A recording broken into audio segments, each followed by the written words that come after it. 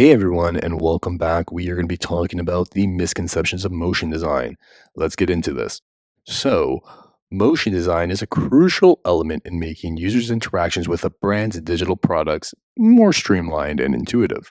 I love this quote over here. Motion tells stories. Everything in an app is a sequence, and motion is your guide. For every button clicked and screen transition, there is a story that follows. This was said by Craig Denner, who formerly was at the human interface team at Apple, and this quote holds true. The problem is, motion is often an afterthought. I hear these things all the time, like focus on the other things. Motion is not a core part of the UX. People generally believe that the core of a product is all the other facets, like design, research, or UX and the UI. But this ultimately means that the motion is separate from the design process and doesn't play a large role in the usability of products, which is wrong. This belief neglects examples like, say, the Pinterest app, where motion is used to simply and effectively transition users from a list view maybe to a detail view with minimal impact during major context switching. And you can see it on the side here in this example, whether it is clicking on a form and moving to the next screen and transitioning, tracking your progress and your completion. That isn't possible without motion. This one's a doozy. We can add motion later.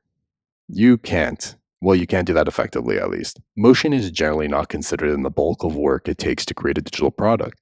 And there's this idea here where people think that once everything else has been completed, then they can just tack on motion later without giving it much thought.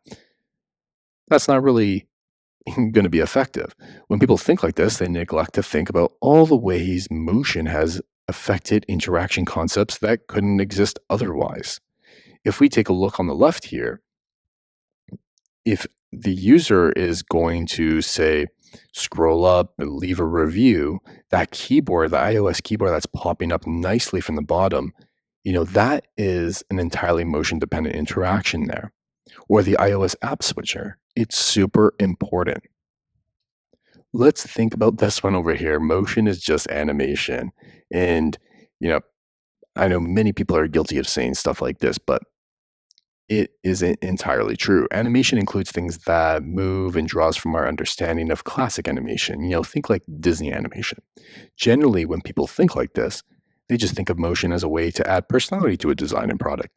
And, that is true because motion can do that, but motion is so much more.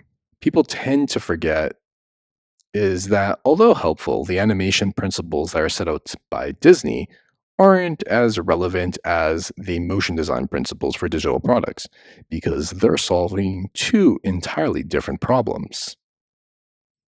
On the right here, we do have a lot more animation, which, is pretty rare, but it is solving that problem of showing, those friends being invited and being part of that group there. But those are the common misconceptions I always hear about motion design.